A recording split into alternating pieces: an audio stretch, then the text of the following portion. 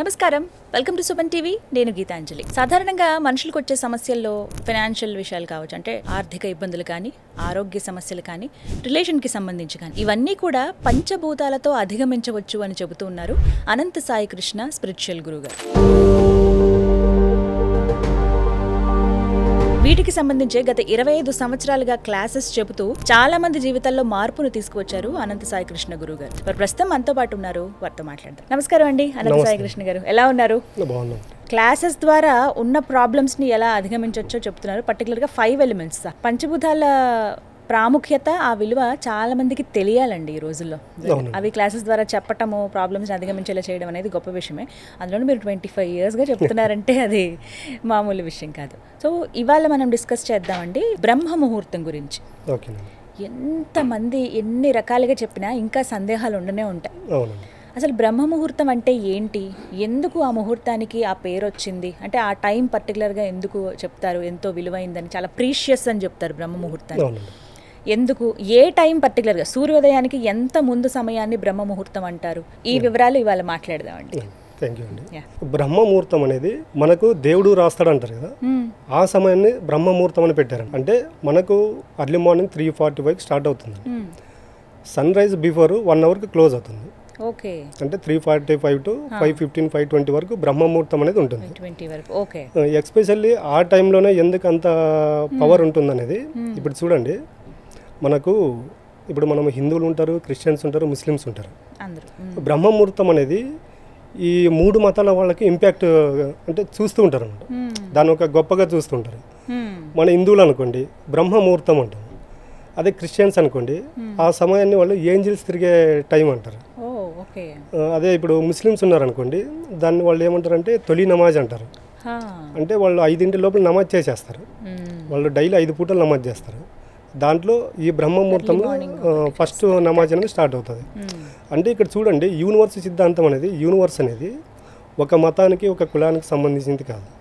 దానికే బ్రహ్మ ముహూర్తం ఇంపార్టెంట్ అనేది చాలా మందికి తెలియక, అంటే వాళ్ళ లైఫ్లో ఇప్పుడు మీరు చెప్పారు, ఇంతకుముందు చెప్పారు money problem, health and relation అనేది. బ్రహ్మ ముహూర్తాన్ని ఇప్పుడు ఇన్ని కష్టాలు అనుభవించేదానికన్నా ఒక 1/2 hour 1 hour అది కాదనుకున్నారు అనుకోండి, మనిషి ఎటువంటి ప్రాబ్లం నుండి అయినా బయటపడవచ్చు. అవునండి. ఎస్పెషల్ బ్రహ్మ ముహూర్తం అనేది ఎందుకంటే ఇప్పుడు మాట్లాడుకుందామండి. ఇప్పుడు చూడండి, బ్రహ్మ ముహూర్తం అనేది ఆ సమయంలో ఎలాగుంటుందంటే నేచర్ అనేది చాలా భూమిపైకి కాస్మిక్ ఎనర్జీ అనేది ఎక్కువ స్ప్రెడ్ అవుతూ ఉంటుంది ఆ టైంలో బ్రహ్మ ముహూర్తంలో. మీకు ఒక ఎగ్జాంపుల్ చెప్పాలంటే చూడండి, మీరు నైట్ ఒక రోజు మేల్కొని ఉన్నట్టు ట్రై చేయండి. 10 మీరు యాక్చువల్ అంటే ఇప్పుడు ఎలా ఉంది జనరేషన్ అంటే 10, 11 అవుతుంది.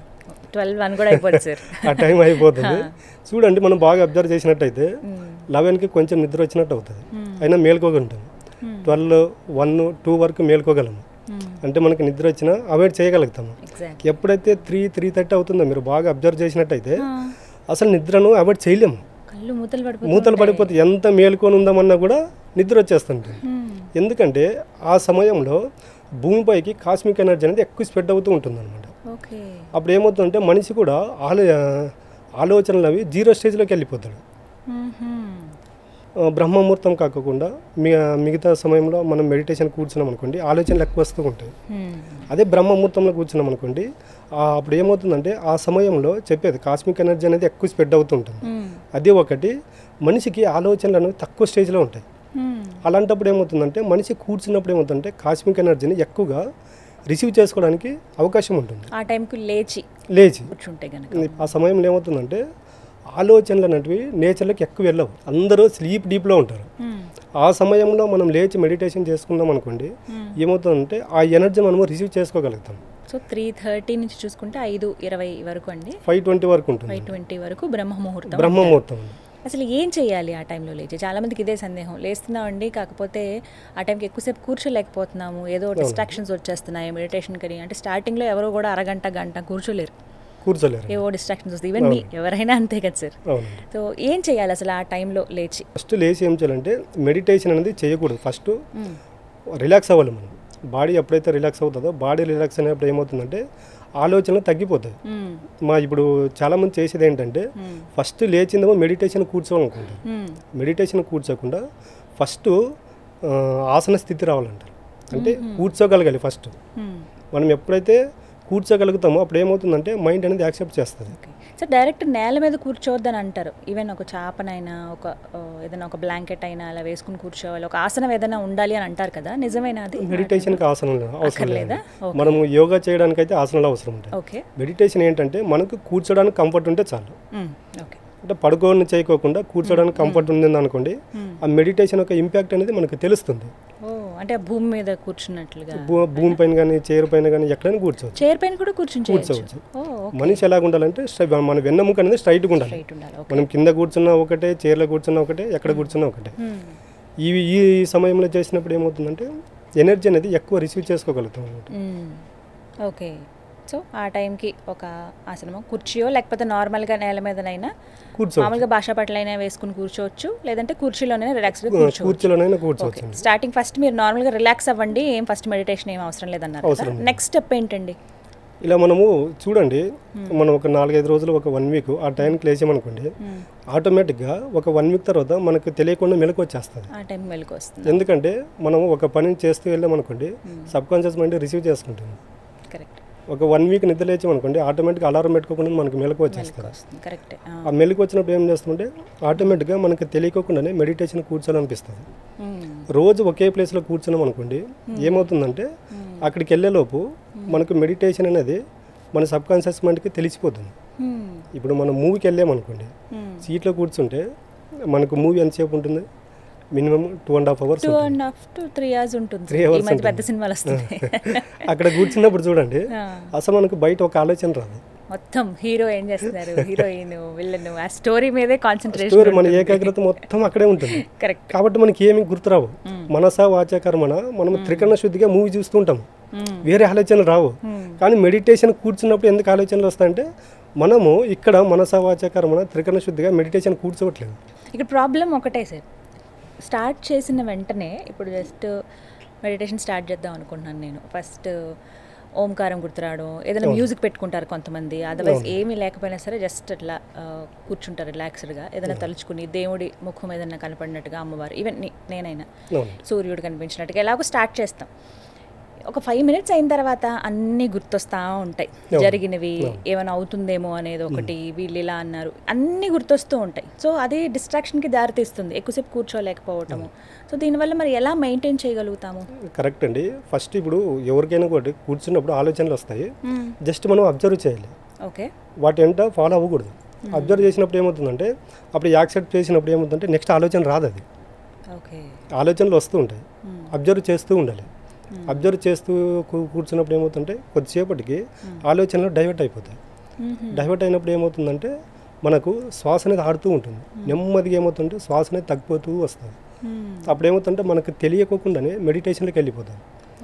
చాలా మంది ఏం చేస్తున్నారు ఆ విధంగా, చాలా మంది ఏం చేస్తున్నారంటే ఈ ఆలోచనలు వస్తాయని చెప్పేసి ఒక 10 minutes 15 minutes అయిపోయిన తర్వాత లేచిపోతారు, లేచిపోతారు. అలా కాకుండా మీకు ఫస్ట్ డే కుదరలేదు అనుకోండి, 15 minutes కూర్చోండి.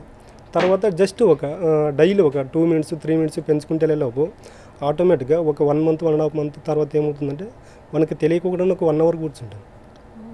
ఓకే. అంత ఇంపాక్ట్ ఉంటుంది బ్రహ్మముహూర్తం. ఖచ్చితంగా మ్యూజిక్ ఏదైనా వినాలా అండి ఆ టైంలో, అదర్వైజ్ ఏమీ అవసరం లేదు? చాలా మంది అంటే మ్యూజిక్ పెట్టుకోకుండా చేయడం బెటర్ అండి, ఎందుకంటే అలవాటు పడాలి.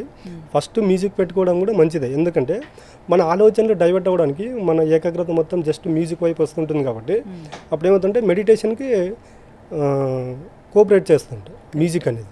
ఓంకారము లేకపోతే ప్లెజెంట్ వాటర్ ఫ్లో అవుతున్నట్లు ఒకటి, నేచర్ సౌండ్ ఒకటి ఉంటుంది. ఇంకా ఎక్కువగా కృష్ణ ఇది ఫ్లూట్ మ్యూజిక్ ఒకటి, ఇవి బాగా ప్లెజెంట్ గా అనిపిస్తాయి ఆ టైంలో ప్లెజెంట్ గా ఉంటాయి. కరెక్ట్. దానికి బ్రహ్మముహూర్తం మెడిటేషన్ చాలా ఇంపార్టెంట్ ఉంటుంది. అయితే ఇప్పుడు ఇంత చెప్పారు సార్, ఇన్ని లేవాలి, ఇలా మెయింటైన్ చేయాలి, ఇలా మెడిటేషన్ మనం ఒక వారం రోజులు చేస్తే అలవాటు అవుతుంది అని అన్నారు కదా. అవునండి. ఏం జరుగుతుంది అసలు ఆ టైంలో మెడిటేషన్ చేస్తే? యూజెస్ మాట్లాడుకుందాం. చాలా మంచి క్వశ్చన్ అండి.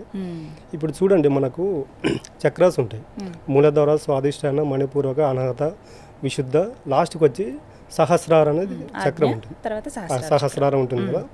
మనిషి ఎప్పుడైతే ఇప్పుడు మనకు మెయిన్ ఇప్పుడు పంచేంద్రియాలండి, కళ్ళు, ముక్కు, నోరు, దేహము, చెవులు.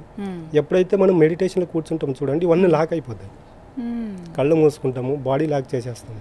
ఇలా కూర్చున్నప్పుడు ఏమవుతుందంటే, ఎక్స్పెషల్ బ్రహ్మముహూర్తంలో ఎందుకు చెప్తున్నానంటే ఆ ఎనర్జీ సోర్సెస్ ఎక్కువ ఉంటుంది కాబట్టి ఆలోచనలు తొందర కంట్రోల్ అయిపోతాయి. ఓకే. అలా కూర్చున్నప్పుడు ఏమైపోతుందంటే మనం పిల్లలకు చూస్తే ఇక్కడ కొంచెం మెత్తగా ఉంటుంది, మరి అబ్జర్వ్ చేసినట్టు అవును, మాడు మెత్తగా ఉంటుంది, అదే బ్రహ్మరంధ్రం అంటారు. ఈ కాస్మిక్ ఎనర్జీ మన బాడీలోకి వెళ్ళాలంటే ఓన్లీ బ్రహ్మరంధ్రం ఒకటే మార్గం దానికి. ఓకే. కాస్మిక్ ఎనర్జీ అనేది బ్రహ్మరంధ్రం ద్వారానే మన బాడీలోకి ట్రావెల్ చేయడం జరుగుతుంది. ఆ విధంగా మనం ఎప్పుడైతే కూర్చొని ఈ ఆలోచన రహిత స్థితిలోకి వెళ్ళిపోతామో బ్రహ్మరంధ్రం అనేది ఓపెన్ అవుతుంది. మరి బాగా అబ్జర్వ్ చేస్తే ట్రావెల్ చేస్తుంది. మనము జస్ట్ ఒక మెడిటేషన్ స్టార్టింగ్ వచ్చి ఒక 15 days 20 days చేసిన వాళ్ళని అడగండి. ఆ కూర్చున్నప్పుడు ఒక 15 నిమిషాలు 20 నిమిషాల తర్వాత బాడీలో పెయిన్స్ వస్తాయి, బాడీలో దురద పట్టడం కానీ, తర్వాత కాళ్ళు చేతులు బరువెక్కిపోయినట్టు ఇవన్నీ జరుగుతాయి. అది కాస్మిక్ ఎనర్జీ అనేది మన బాడీలోకి వెళ్ళినప్పుడు ఏమవుతుందంటే ఈ కాస్మిక్ ఎనర్జీ మన బాడీలోకి వెళ్ళినప్పుడు ఏమవుతుందంటే మన బాడీలో చిన్న చిన్న బ్లాక్స్ ఉంటాయి. ఆ బ్లాక్స్ ఈ యొక్క కాస్మిక్ ఎనర్జీతో హీలింగ్ జరిగేటప్పుడు ఏమవుతుంటే అక్కడ పెయిన్ వస్తుంది. మనం ఏం చేస్తామంటే అవన్నీ బాడీ పెయిన్స్ అని లేచిపోతాం. నేను కొంతమంది దగ్గర మేజర్ కంప్లైంట్ విన్నాను సార్, హెడేక్ వస్తుంది అని చెప్పి మెడిటేషన్ 100% వస్తుందండి. అదే చెప్తాం, మనము ఆలోచనలు చేసి ఇప్పుడు మనం ఏది ఆలోచించినా మైండ్కి ఇన్క్లూడ్ అయి ఉంటుంది. అక్కడేమో మనం చేసే ఆలోచనలన్నీ మైండ్లో అలాగా గుర్తుండిపోతాయి. ఇప్పుడు మనం బాధపడుకుంటూ కూర్చున్నాం అనుకోండి, నిన్నటిది గుర్తొస్తుంది, మొన్నటి గుర్తొస్తుంది, 1 yearది కూడా గుర్తొస్తుంది. ఇవన్నీ ఎక్కడ స్టోర్ అయ్యాయి మనకు? బ్రెయిన్లో స్టోర్ అయ్యింది. అప్పుడు ఏమవుతుందంటే కాస్మిక్ ఎనర్జీ మైండ్కి తట్టినప్పుడు ఏమవుతుందంటే అక్కడ ఉండే నెగిటివ్స్ అంతా బయటకు వెళ్ళిపోయేటప్పుడు ఏమవుతుందంటే పెయిన్ వస్తుంది, అది హెడేక్ వస్తుంది అనమాట. హెడేక్ ఏం చేస్తారంటే మన వాళ్ళు ఇవన్నీ భరించలేక మెడిటేషన్ నుంచి లేచిపోవడం జరుగుతుంది. ఇలా జరుగుతుంది అంటే మంచిదే కదండి. అంటే మనలో బాడీలో నుండి నెగిటివ్ అనేది వెళ్ళిపోతూ ఉంటుంది. సో ఇవి ఇండికేషన్స్. ఫస్ట్ పెయిన్స్ వచ్చినప్పుడు వదిలేయకుండా అలా కంటిన్యూ వదిలేయకూడదు. సో మెయిన్ యూజ్ ఏంటంటే బ్రహ్మ ముహూర్తంలో లేచి మెడిటేషన్ చేయడం వల్ల లాభం ఎవరికి లాభం, ఎలాంటి లాభం? ఇప్పుడు చూడండి, ఎవరికి లాభం అనేది పక్కన పెట్టేస్తే బ్రహ్మ ముహూర్తం మెడిటేషన్ అనేది అందరికీ యూజ్ అవుతుంది. ఇప్పుడు స్టూడెంట్స్ ఉన్నారనుకోండి, మార్నింగ్ లేచి చదువుకున్నారనుకోండి, మెమొరీ పవర్ ఎక్కువ ఇంప్రూవ్ అవుతుంది. తర్వాత ఇప్పుడు జాబ్ చేసేటవాళ్ళు కానీ, బిజినెస్ చేసేవాళ్ళు కానీ, వీళ్ళందరూ చూడండి హడావుడిగా లేచి వాళ్ళున్న స్ట్రెస్ కావచ్చు, వాళ్ళున్న టెన్షన్లోకి వెళ్ళిపోతూ ఉంటారు. ఒక 1 hour అర్లీ మార్నింగ్ అది కాదన్నారు అనుకోండి, ఒక 41 days రెగ్యులర్ సాధన చేస్తే అసలు లైఫ్ అనేది చేంజ్ అయిపోతుంది. చాలామందికి తెలియదండి, బ్రహ్మముహూర్తం అనేది ఒక్కటి చాలు మన లైఫ్ని చేంజ్ చేసుకోవడానికి. 100% అండి.